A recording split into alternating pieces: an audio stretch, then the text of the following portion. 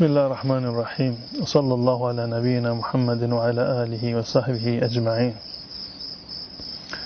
ابو درداء رضی الله تعالی عنه نقل میکند که یک روز رسول الله صلی الله علیه و سلم فرمودند که ایعجز احدکم ان یقرأ فی لیلة ثلث القرآن؟ مگه شما نمیتونید که در هر شب یک سوم قرآن رو تلاوت بکنید؟ یعنی شما اینقدر ضعیف شدید که نمیتونید در هر شب یک سوم قرآن رو تلاوت بکنید؟ اصحاب رسول الله صلی الله علیه و سلم فرمودند که و کیف یقرأ ثلث القرآن؟ انسان چطور میتونه که یک شب یک سوم قرآن رو تلاوت بکند؟ رسول الله صلی الله علیه و سلم فرمودند که قل هو الله احد تعدل ثلث القرآن. قل هو الله احد یعنی سوره اخلاص معادل یک سوم قرآن هست. ما میدونیم که سوره قل هو الله احد سوره کوتاهی هست، یک سوم کل قرآن نیست از نظر حروفش و حجمش، اما رسول الله صلی الله علیه وسلم فرمودند که سوره قل هو الله احد مساوی و معادل یک سوم قرآن هست. یعنی اگر شما 3 مرتبه قل هو الله را بخوانید، یعنی این که به اندازه یک ختم کاملی رو ثواب میبرید. سوره قل هو الله احد یک سوم قرآن هست. 3 مرتبه خواندن قل هو الله احد یعنی ثواب یک ختم کامل. شاید بسیاری بگویند که چگونه می شود که انسان با تکرار یک سوره این همه فضیلت رو دریافت بکند؟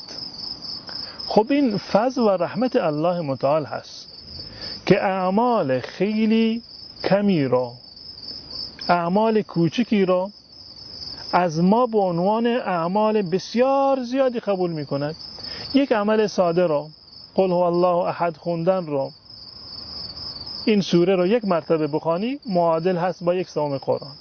3 مرتبه خواندید یعنی ثواب یک ختمی رو دارید. این فضل و بزرگواری الله متعال هست که با یک عمل یسیر و اندک به ما ثواب بسیار فراوان و زیادی رو میدهد.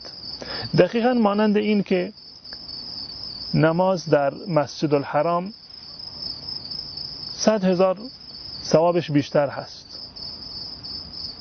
یعنی هر نمازی که در جای دیگر میخوانیم، وقتی که همون یک نماز را ما در مسجد الحرام میخوانیم 100,000 بیشتر ثواب به ما میرسد. این فضیلتی هست که الله متعال برای برخی از اعمال در واقع قرار داده. اما آن کسی که کل قرآن را تلاوت میکند، چه مقدار حروفی که در قرآن هست، در هر صفحه حدود 450 حرف که وجود دارد، در مقابل هر حرف یک نیکی و هر نیکی 10 برابر الله متعال قبول می کند، اون یک فضیلت جداگانه‌ای دارد.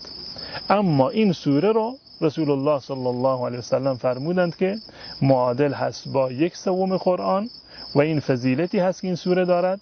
هر کسی که این سوره را 1 مرتبه بخواند گویا که یک سوم قرآن را تلاوت کرده.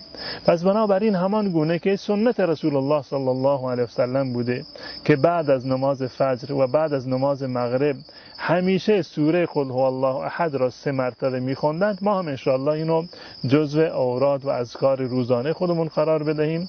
بعد از نماز فجر و بعد از نماز مغرب همیشه انشاءالله سعی بکنیم که سوره قل هو الله احد را 3 مرتبه انشاءالله بخوانیم تا اینکه ثواب یک ختم کامل در صبح به ما برسد و ثواب یک ختم کامل انشاءالله در شب.